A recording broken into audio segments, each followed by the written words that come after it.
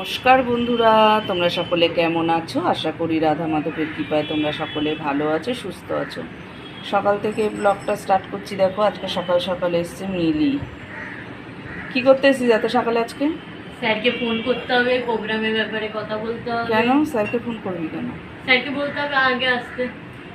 তাড়াতাড়ি আসার জন্য? হ্যাঁ, ওরাও আসবে 5টা দিয়ে। ও, তা ও এসছে বান্ধবীর সাথে কথা বলার জন্য, আর বান্ধবীকে দিয়ে আজকে কাজ করাচ্ছি, দেখাচ্ছি তোমাদেরকে। দেখো, আজকে পুজো করছে ও। অন্যদিন তো 12টার কমে ঘুম থেকে ওঠে না, আজকে কী করে তাড়াতাড়ি উঠে গেছে জানি না বাবা, পড়ে যাচ্ছিলাম আমি দেখাতে গিয়ে রাজতোকে। তা তাড়াতাড়ি উঠে গেছে, স্নানও সেরে নিল। তা বললাম পুজোটা কর তুই আজকে। সবসময় তো আমি করি, তোরা তো ঠাকুর ঘরে ঢুকিসই না, তাহলে আজকে ঠাকুর ঘরে ঢোক, একটু পুজো কর দেখি। তাও স্নান সেরে পুজো করতে বসেছে। দেখো, আমি যেরকম করে করি সেরকম করেই পুজো দিচ্ছে। হ্যাঁ, জবা ফুল দিয়ে গণেশ ঠাকুরকে দে, তারামাকে দে, ওপরে বজরঙ্গলি আছে, ওই যে বজরঙ্গলিকে দে থাকলে, আর নাহলে অন্য ফুল দে, গুরুদেবের চরণে দে। ওইদিকে গুরুদেবকে দিসনি, ওই যে পঞ্চতত্ত্বকে দিসনি ফুল, সেখানে দে। হ্যাঁ দে, সবাইকে দিতে হয়। তা সবাইকে ফুল টুল দিয়ে ও পুজো করে নিচ্ছে। তাহলে সাথে থাকো, পুজোটা ওর হয়ে যাক।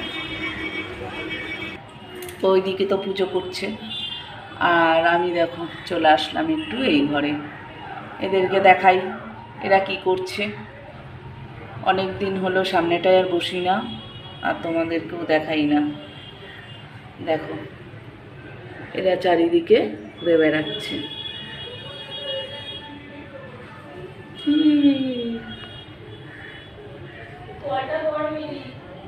বুঝছো?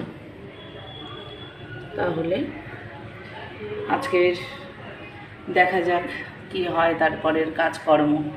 পুজোটাও করে নিক, সাথে থাকো, দেখি তারপরে কি কাজ করা যায়। ও, চলে এসেছি দোকানে বিকেলবেলা। এখন কটা বাজে? 5টা বাজে মনে হয়। চলে এসেছি বিকেলে, আর গরম গরম পাঁপড় ভাজা বাইরে দোকান বসেছে, সেখান থেকে নিয়ে এসছে। এই যে পাঁপড় ভাজা খাচ্ছি এখন। খাচ্ছে সবাই মিলে পাঁপড় ভাজা খাচ্ছি। হ্যাপি রথযাত্রা। এখন এখানেই বলবো, ঘরে এখন যাব না, পরে যাব, ঘরে গিয়ে চা খাবো।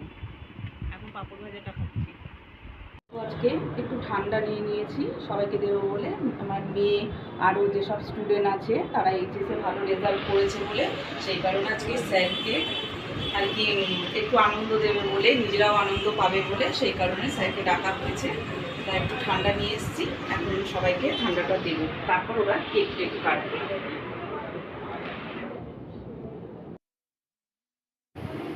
শরবতটা দিতে গিয়ে ভেতরে যখন ঢুকলাম, দেখলাম এত সুন্দর ওরা সাজিয়েছে। আগে তো যাইনি ভেতরে আমি, ওরা বাইরে আমাদেরকে রেখে সব কিছু গোছাচ্ছিল। খুব সুন্দর গুছিয়েছে আর খুব ভালোও লাগছিল, স্যারও খুব আনন্দ পেয়েছে। তা ওরা সবাই মিলেই খুব আনন্দ হই হুল্লোড় করলো। স্যার একটু কেকও কাটলো, ওরা কেক এনে রেখেছিল, কেক কাটলো। কাটার পরে স্যারকে একটা গিফট করলো। গিফটটা তো আরও সুন্দর, খুব ভালো লাগছে দেখতে। আমি পরে দেখলাম, ওরা দেখালো আমাকে, খুব সুন্দর করে ওদের নিজেদের ফটো দিয়ে সাজিয়ে, স্যারের ফটো দিয়ে সাজিয়ে করেছে। তাহলে তোমাদের কেমন লেগেছে বলো? আমার তো খুবই ভালো লাগলো, আর ওরাও খুব সুন্দর মুহূর্ত কাটালো। এই এক এক করে সবাই, জানি না কি বলছিল, আমি পরে শুনবো সেটা। তা তোমাদেরও যদি ভালো লেগে থাকে ভিডিওটা, তাহলে তোমরা একটা লাইক করে দিও। ওরা এত সুন্দর করেছে। আর তোমরা সবাই ভালো থেকো, সুস্থ থেকো। আজকের ভিডিওটা আমি এখানেই শেষ করলাম। শুভরাত্রি।